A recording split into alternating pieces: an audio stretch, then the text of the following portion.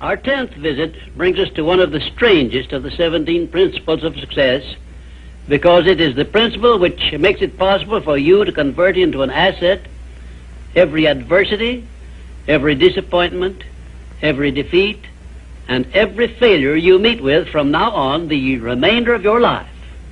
Yes, the principle of learning from adversity makes it possible for you to transmute all your past failures and mistakes into an asset which will help you achieve outstanding success in the future.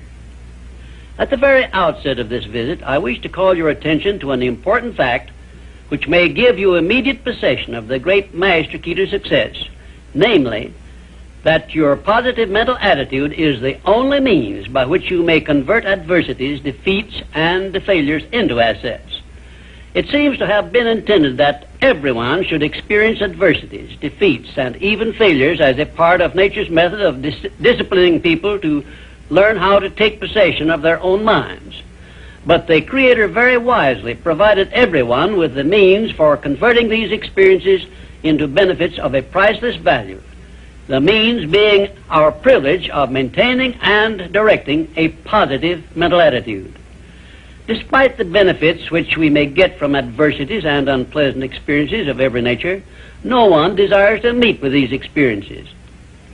Once you learn that adversities can be made to pay dividends, you will acquire the habit of looking for that seed of an equivalent benefit in each such experience with which you meet. My first illustration concerns a man of whom you may have heard, and I have no doubt you have eaten some of the food which he produced and marketed throughout the nation as a result of an adversity which would have stopped most men cold. The man was Milo C. Jones, who owned a small farm near Fort Atkinson, Wisconsin, on which he made only a fair living until he was stricken down with double paralysis, which deprived him of every portion of his body except his brain. In this hour of his greatest adversity, Milo C. Jones used his mind, took possession of it for the first time in his life, perhaps, and out of that mind came the idea of raising hogs and converting them into little pig sausage. And on that same farm, where previous to that adversity he made only a mere living, he found the seed of an equivalent benefit that compensated him for the loss of the use of his body and lived to see little pig sausage yield him a huge fortune. Isn't it strange that so often people have to be cut down by failure and defeat before they learn that they have minds capable of mastering all of their problems? My next illustration is based on an adversity of a man whom we all know because he was President of the United States, and his name was Franklin D. Roosevelt, who was stricken in the prime of his life with polio, which destroyed the use of his legs. Instead of sitting on a street corner with a tin cup and some lead pencils, as many another might have done under similar circumstances, Franklin D. Roosevelt transmuted his affliction into a build-up of his self-reliance and lifted himself to the highest position available to mankind anywhere on this earth, got that position and held it until he passed on, held it longer than had any previous president. Verily, I tell you with all the enthusiasm at my command, that you may find in your adversities the necessary challenge to inspire you on to success, such as you never would have known without these experiences. Right here, may I remind you of the great importance of following the principle of a positive mental attitude, because this is the principle you will need most in converting unpleasant experiences into assets. My next illustration involves a very intimate personal experience of my own, which began when my mother passed on. I was 8 years of age. I know that the loss of one's mother at any age usually is regarded as an irreparable loss which offers no possible benefits. But even in the loss of loved ones, we may find that there is a seed of an equivalent benefit. I found that seed in one of the most wonderful persons I have ever known when my father brought home my new mother. It was she who inspired me to prepare myself for the opportunity I was to receive later in life when I met Andrew Carnegie and received from him the commission to organize the world's first practical philosophy of personal success. Had it not been for the loss of my mother, I would not now be having this visit with you, and my books would not now be serving to help millions of people throughout the world to find their places in life. Nothing is ever so bad or so unpleasant that it may not yield some benefit if we keep a positive mental attitude toward the experience and make it a habit to look for that seed of an equivalent benefit. This, of course, involves the application of that important success principle, personal initiative. Now I come to an illustration which involves our great American way of life and all the personal freedom and opportunities we enjoy under our way of life. And it begins with our defeat of the British in 1778. Probably every Britisher believed that the loss of the American colonies was an irreparable loss which offered no possible benefits.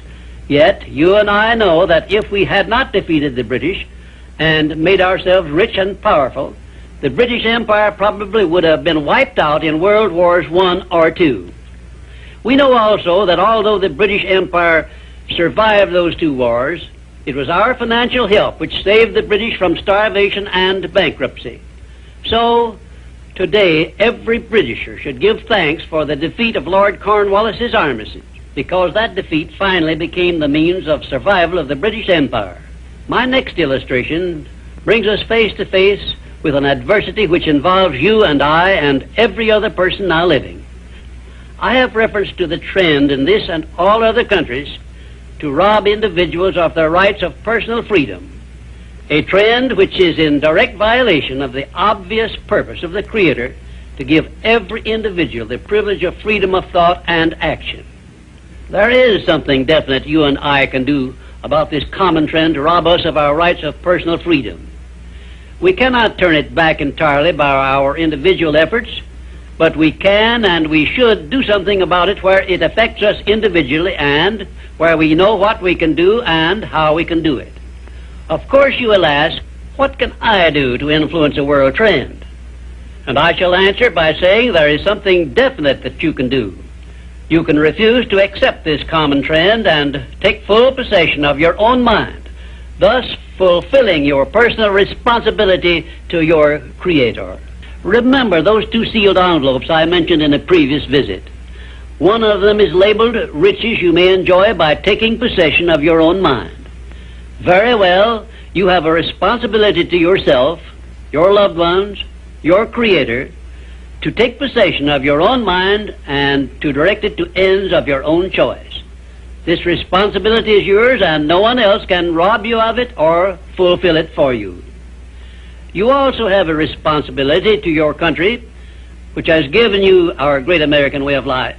Our great system of free enterprise, which is so designed as to provide one with every possible motive for taking possession of his own mind and writing his own ticket in life. It is definitely a part of the overall plan of the universe to give man the benefit only of those blessings he recognizes, embraces, and uses constructively. Tie your arm to your side and take it out of use, and nature rebels immediately by causing the arm to atrophy, wither, and become useless.